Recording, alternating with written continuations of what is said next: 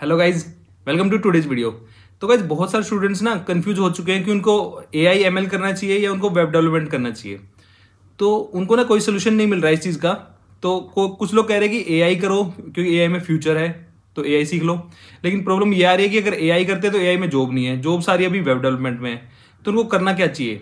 और web development अगर करते हैं तो एक ये भी डर रहता है कि फ्यूचर में रिप्लेस होने वाला है वेब डेवलपमेंट। ठीक है, तो इस तरह की कंफ्यूजन है, तो बच्चे समझ नहीं पा रहे कि उनको क्या करना चाहिए। तो आज की वीडियो में पूरा आपको क्रिस्टल क्लियर कर दूंगा एक्शन प्लान के साथ में कि आपको क्या करना चाहिए और क्या आपको नहीं करना चाहिए। ठीक है, और इसके बाद आपको कोई क्वेश्चन नहीं बचेगा इससे रिलेटेड, तो पूरा सब क्लैरिटी मिल जाएगी आपको। और इसके साथ आपको एक फ्यूचर का भी आइडिया मिल जाएगा कि फ्यूचर में किस तरह के जॉब रोल्स होने वाले हैं और क्या होने वाला है। ठीक है, तो जल्दी से वीडियो स्टार्ट करते हैं। वीडियो आपको पूरा देखना है, आपको बहुत ज्यादा नॉलेज मिलेगी, क्लैरिटी पूरी मिल जाएगी इस वीडियो के थ्रू आपको। देखो, एक सेक्शन ये कह रहा है कि एआई सब कुछ रिप्लेस कर देगा फ्यूचर में, कोडिंग वोडिंग सब खत्म हो जाएगी, कोडिंग डेड हो जाएगी, एआई सब कुछ करेगा। ठीक है, दूसरा जो सेक्शन है वो कह रहा है कि एआई इज द हाइप। ठीक है, एआई कुछ नहीं कर पाएगा, एआई एक हाइप है, क्रिप्टो की तरह वो चला जाएगा एक टाइम के बाद। ठीक है, तो अब ये दो तरह के थॉट्स चल रहे हैं कि एक कह रहे हैं कि एआई सब कुछ करेगा फ्यूचर में, एक कह रहे हैं कि एक एआई हाइप है और वो कुछ नहीं कर पाएगा। ठीक है, तो दो तरह की चीज चल रही है। तो देखो, सच्चाई ये है कि AI is not the hype.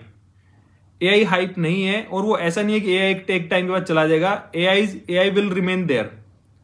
AI एक नॉर्मल एक जो सॉफ्टवेयर में जो प्रोग्रेशन होती है ना, वो है। जैसे इंटरनेट आया था ना 1990 में, तो इंटरनेट आया था, उसके बाद इंटरनेट कोई वो नहीं था, कोई हाइप नहीं थी इंटरनेट।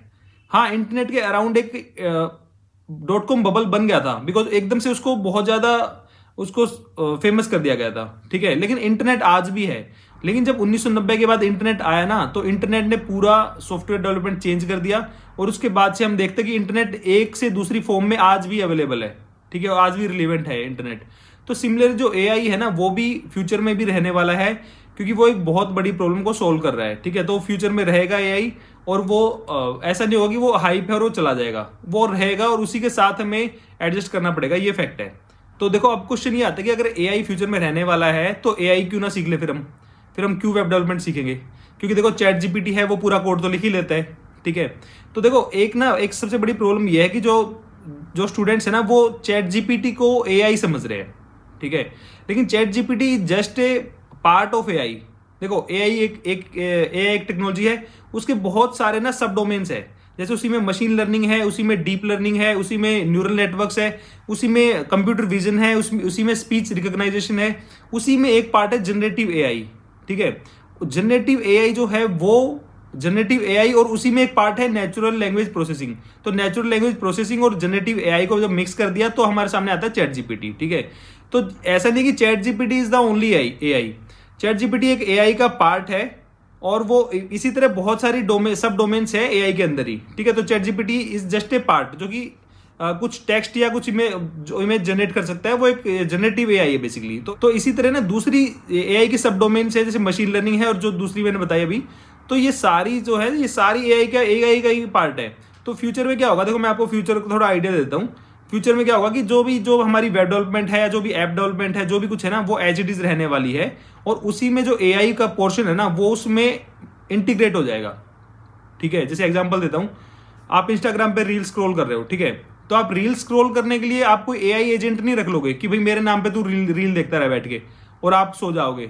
ऐसा नहीं होगा, रील को आप ही स्क्रॉल करोगे। ठीक है, आप उस पर कमेंट भी करना चाहोगे, आप लाइक भी करना चाहोगे। ये काम आप एआई को नहीं दोगे ना कि यार तू आज ना 15 पोस्ट पे लाइक मार देना मेरी तरफ से, या कमेंट कर देना। आप वो काम आप खुद करोगे। लेकिन एआई क्या करेगा, आपको एआई स्मार्टली रिकमेंडेशन देने लग जाएगा, या एआई उस एल्गोरिदम को और इंप्रूव कर देगा ताकि आप इंस्टाग्राम से चिपके रहो। तो इसी तरह इंस्टाग्राम है ना, उसका फ्रंट एंड रहेगा कुछ ना कुछ, ऑब्वियसली रहेगा ना। आपको स्क्रॉल करना है, आपको टच करना है, वो उसका इंटरफेस तो रहेगा, और उसका कुछ बैकएंड भी रहेगा, उसकी एपीआईज रहेंगी, कुछ डेटा फेच करोगे, क्रेड ऑपरेशंस करोगे, तो बैकएंड भी आपका रहेगा, डेटाबेस भी रहेगा, सब कुछ रहेगा। बट जो उसके एल्गोरिदम है उसमें एआई इंटीग्रेट हो जाएगा। सिमिलरली अगर मैं एग्जांपल दूसरा लेता हूं, ऊबर एप्लीकेशन, ऊबर या ओला कोई भी है, तो उसका जो ड्राइवर है, जो भी, उनको ऑब्वियसली उनको इंटरफेस चाहिए ना, कुछ ना कुछ करने के लिए, ऑपरेट करने के लिए। उनको मतलब नहीं कि बिहाइंड द सीन क्या कर रहे हो। अब जो उसका जो फ्रंट एंड भी रहेगा, उसका बैक एंड भी रहेगा, बट हो सकता है कि उसमें जो राइड रिकमेंडेशन के लिए या फिर कस्टमर्स के लिए कुछ भी उसमें नई फीचर्स इंटीग्रेट कर दी जाएंगी। तो कहने का मतलब ये है कि जो एआई, जो भी एप्लीकेशंस अभी अवेलेबल है ना, जो भी प्रोडक्ट्स हैं वो ऐसे ही रहेंगे, उनमें AI as a feature introduce हो जाएगा। ठीक है, एआई ऐसा नहीं होगा कि उनको पूरा रिप्लेस कर देगा, एआई एक फीचर इंटीग्रेट हो जाएगा। इट मींस कि एआई की एक अलग टीम बन जाएगी। जैसे कि फ्रंट एंड की एक टीम है कंपनी में, मतलब एक प्रोजेक्ट है मान लो, उसके लिए फ्रंट एंड की टीम है, एक बैक एंड की टीम है और एक एआई की टीम है, सिमिलरली एक डेवऑप्स की टीम है। ठीक है, तो ये जैसे ये टीम तो ऑलरेडी थी, एक टेस्टिंग की टीम होती है, एक फ्रंट एंड की टीम होती है, एक बैक एंड की टीम होती है, एक डेवऑप्स की टीम होती है। ये 4 टीम तो ऑलरेडी थी अभी सॉफ्टवेयर डेवलपमेंट लाइफ साइकिल के अंदर। अब उसी में एक एआई की टीम भी इंट्रोड्यूस हो जाएगी। वो जो एआई के जो भी टास्क बनेंगे, एआई के जो भी फीचर्स होंगे, वो इंप्लीमेंट करने का काम जो उस एआई की टीम का हो जाएगा। जैसे जो बैक एंड डेवलपर होता है उसको फ्रंट एंड नहीं आता, तो वो फ्रंट एंड का जब भी कोई टास्क आता है तो फ्रंट एंड डेवलपर के पास आता है वो टास्क। ठीक है, सिमिलरली फ्रंट एंड वाले को बैक एंड नहीं आता, मान लो मैं फुल स्टैक की बात नहीं कर रहा, मैं अलग अलग रोल्स की बात कर रहा हूँ। जो फ्रंट एंड वाला है वो अपना फ्रंट एंड का कर देता है, बटन लगाना सब कुछ कर देता है। सिमिलरली जब डेवऑप्स का कोई टास्क आएगा, डेवऑप्स का कोई टास्क होता है वो डेवऑप्स की टीम के पास आता है। सिमिलरली एआई का कुछ भी फीचर आएगा, कुछ भी इंटीग्रेशन आएगा, एआई का टास्क आएगा, वो एआई की टीम को जाएगा। तो इसी तरह एक एआई एक नया एक सॉफ्टवेयर डेवलपमेंट लाइफ साइकिल में एक एज ए नई टीम, एक part of that life cycle as a team introduce हो जाएगा एआई। ठीक है, तो आप समझ गए कि ये एआई ऐसा नहीं होगा कि पूरा सॉफ्टवेयर को चेंज कर देगा, वो एक एज ए पार्ट इंट्रोड्यूस हो जाएगा उसी एग्जिस्टिंग लाइफ साइकिल के अंदर। ठीक है, ये आई थिंक ये सबको क्लियर हो चुका है। अब प्रॉब्लम ये आ रही है कि भाई चैट जीपीटी तो कोड लिख सकता है, तो फ्रंट एंड और बैक एंड की जरूरत ही नहीं पड़ेगी। देखो चैट जीपीटी कोड लिख सकता है, नो डाउट, और इससे प्रोडक्टिविटी बढ़ेगी। इसका मतलब कि एक प्रोजेक्ट में अगर जहां कोई 10 लोग चाहिए थे वहां पे 5 लोग चाहिएंगे। ठीक है, उसमें 5 लोग, अब 5 लोगों की जॉब गई, मान लो एग्जाम्पल के तौर पर 5 लोगों की जॉब गई। अब लेकिन जो 5 लोग है ना वो कौन होंगे? आप इस सिनेरियो में ना एक चीज भूल रहे हो कि जो वो 5 लोग होंगे, लेकिन जो एआई और एमएल जो मशीन लर्निंग में जाएंगे वो लोग कौन होंगे? वो भी कोई मंगल ग्रह से नहीं आएंगे ना। तो जो अभी जो सीनियर लोग हैं वो धीरे धीरे एआई एमएल में मूव कर जाएंगे, क्योंकि देखो अभी चैट जीपीटी की हेल्प से अगर कोई 15 साल वाला अगर कोई डेवलपर है, मान लो टेक लीड है कोई भी है, तो 15 साल वाला कोई अगर डेवलपर है वो अगर चैट जीपीटी की हेल्प लेके अगर फ्रंट एंड बैक एंड लिख रहा है ना, तो कोई सेंस नहीं बन रहा।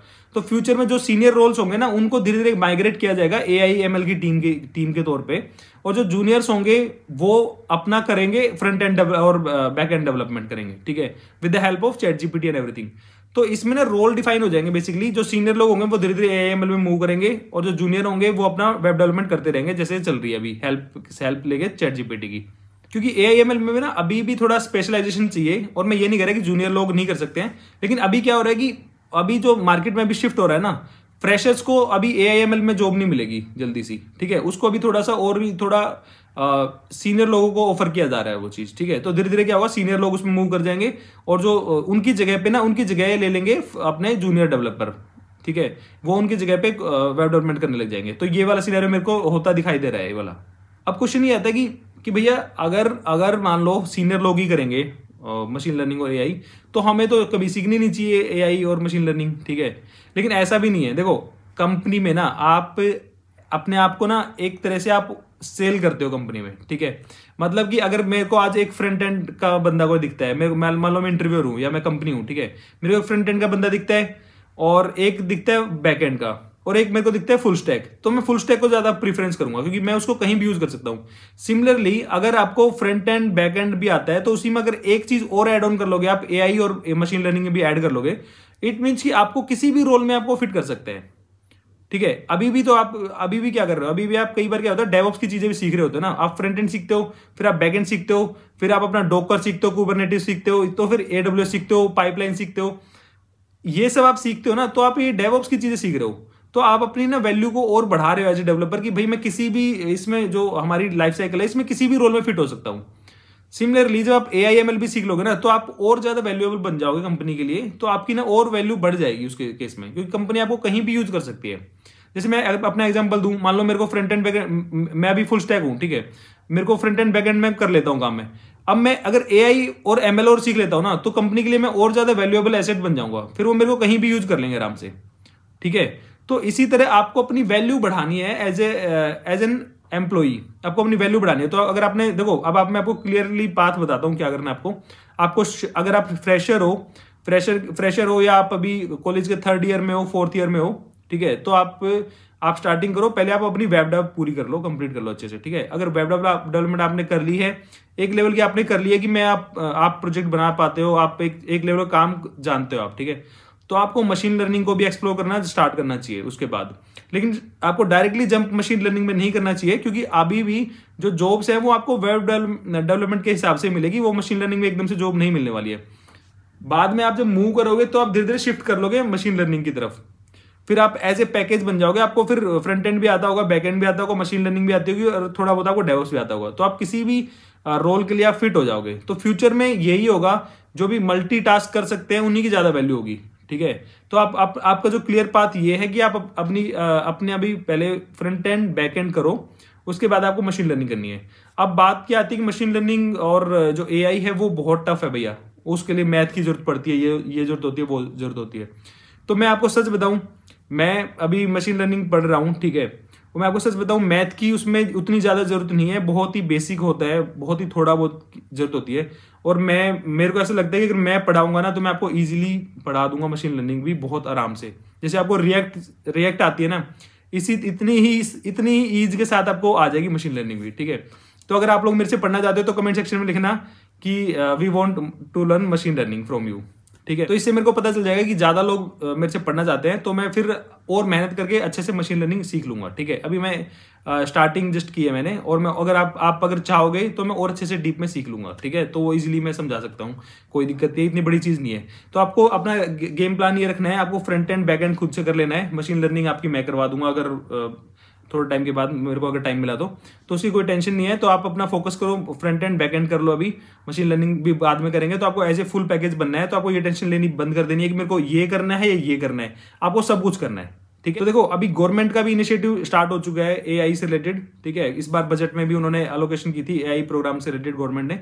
तो अभी एआई का एक इकोसिस्टम इंडिया में बनेगा, तो तब तक आप अपना वेब डेवलपमेंट चीज पूरी कर लो, और एआई का जब इकोसिस्टम बनेगा, एआई की जॉब्स निकलनी शुरू होंगी, अभी स्टार्टअप्स में भी निकलेंगी, और सारी कंपनी एआई के लिए हायरिंग करेंगी, अभी भी कभी भी कर रही है। लेकिन मीनवाइल आप अपनी तब तक थोड़ा बहुत एक्सपीरियंस कर लोगे, तब तक आप थोड़ा बहुत अपने आप को नॉलेजेबल बना लोगे वेब डेवलपमेंट में, ठीक है। उसके बाद एआई और मशीन लर्निंग में मूव कर सकते हैं, ठीक है। तो आपको अभी आई थिंक क्लियर हो गया सब कुछ। अगर आप फ्रेशर हो अभी, तो जाके अभी आप वेब डेवलपमेंट और फ्रंट एंड बैक एंड ये सब चीज कर लो, ठीक है। उसके बाद हम जाएंगे मशीन लर्निंग पे और एआई एमएल पे। अगर आप एक्सपीरियंस हो, आपको 3 साल से ऊपर एक्सपीरियंस है, तो आप फिर मशीन लर्निंग को एक्सप्लोर करना स्टार्ट कर सकते हो, एआई और एमएल को आप एक्सप्लोर कर सकते हो, ठीक है। तो आई होप कि इस वीडियो के थ्रू आपके सारे क्वेश्चन आंसर हो गए होंगे, और मैं मिलता हूं आपसे किसी नेक्स्ट वीडियो में। और अगर वीडियो अच्छी लगी तो अपने फ्रेंड्स सर्कल में शेयर करना। मैं मिलता हूँ किसी नेक्स्ट वीडियो में, तब तक के लिए बाय बाय बाय।